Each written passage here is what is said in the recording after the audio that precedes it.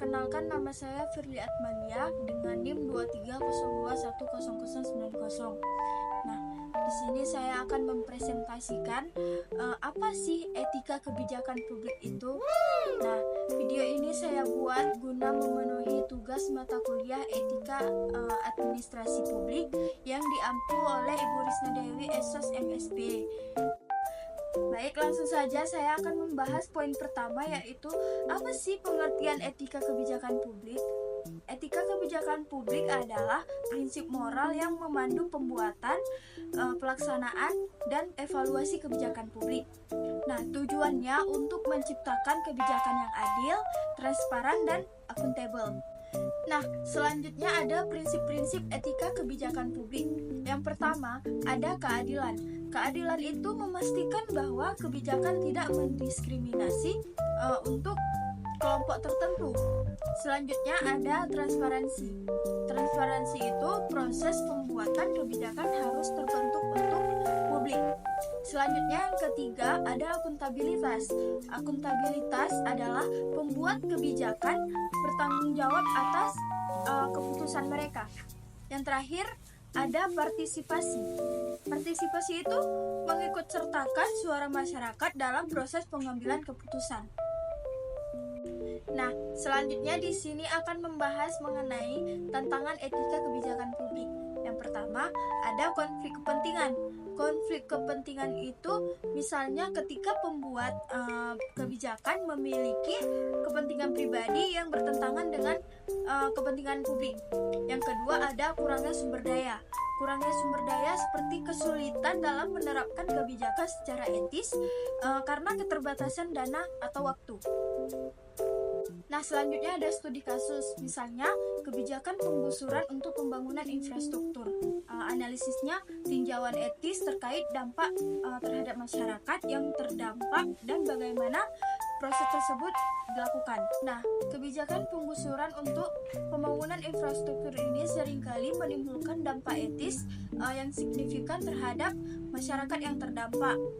Meskipun pembangunan infrastruktur seperti jalan, bandara, atau fasilitas umum itu penting untuk kemajuan ekonomi, penggusuran sering merugikan komunitas yang telah lama di area tersebut, menghilangkan tempat tinggal, mata pencaharian, dan juga jaringan sosial mereka. Dampak etis terhadap masyarakatnya tuh misalnya seperti yang pertama kehilangan tempat tinggal dan jaringan sosial mereka. Penggusuran merusak ikatan sosial dan identitas budaya masyarakat yang telah lama tinggal di tempat tersebut, di daerah tersebut gitu. Yang kedua ada kehilangan mata pencaharian. Di sini tuh kayak masyarakat banyak yang menggantungkan hidup mereka pada kegiatan ekonomi lokal yang hilang akibat penggusuran. Yang ketiga ada dampak psikologis. Proses pemindahan dapat menyebabkan trauma, ketidakpastian, dan kehilangan rasa kesejahteraan. Untuk yang terakhir, kerugian budaya. Komunitas adat sering kehilangan elemen budaya yang tidak dapat digantikan dengan relokasi. Nah, selanjutnya ada penyebab proses penggusuran yang tidak adil. Yang pertama tuh kurangnya partisipasi masyarakat. Proses penggusuran sering dilakukan tanpa keterlibatan atau konsultasi yang memadai dengan masyarakat yang terdampak. Yang kedua, ada kompensasi tidak memadai. Kompensasi yang seringkali tidak mencerminkan kerugian sosial dan ekonomi yang dialami oleh masyarakat. Selanjutnya yang ketiga, pemindahan tanpa fasilitas memadai. Misalnya relokasi sering tidak dilengkapi dengan fasilitas dasar seperti air bersih, listrik, dan akses ke pekerjaan. Selanjutnya yang terakhir ada tidak sensitif terhadap budaya. Penggusuran seringkali tidak mempertimbangkan nilai budaya dan cara hidup masyarakat yang terdampak. Nah, selanjutnya ada pendekatan etis yang berkelanjutan. Yang pertama, konsultasi dan partisipasi masyarakat.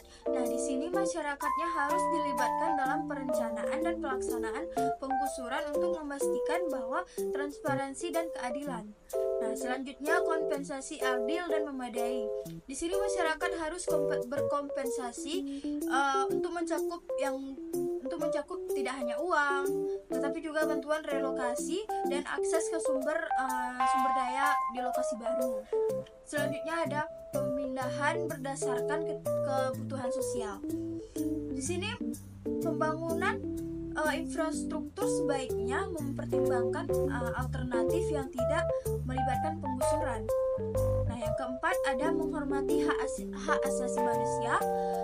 Di sini semua proses penggusuran harus dilakukan dengan mempertimbangkan hak dasar masyarakat yang terdampak. Nah, di sini dapat disimpulkan bahwa kebijakan penggusuran dapat bermanfaat dalam jangka panjang jika dilakukan dengan cara yang adil dan mempertimbangkan hak-hak masyarakat yang terdampak. Tanpa pendekatan yang etis dan berkelanjutan, penggusuran dapat memperburuk ketidakadilan dan menimbulkan konflik sosial. Nah, oleh karena itu, penting untuk memastikan bahwa pembangunan infrastruktur tidak merugikan, tetapi meningkatkan kesejahteraan seluruh masyarakat.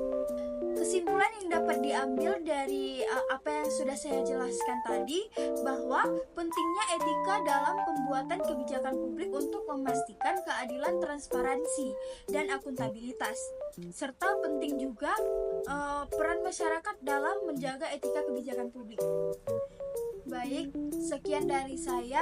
Mungkin itu saja yang dapat saya sampaikan. Lebih dan kurang saya mohon maaf. Semoga dengan penjelasan tadi dapat bermanfaat bagi kita semua. Sekian dari saya. Assalamualaikum warahmatullahi wabarakatuh. Thank you for watching.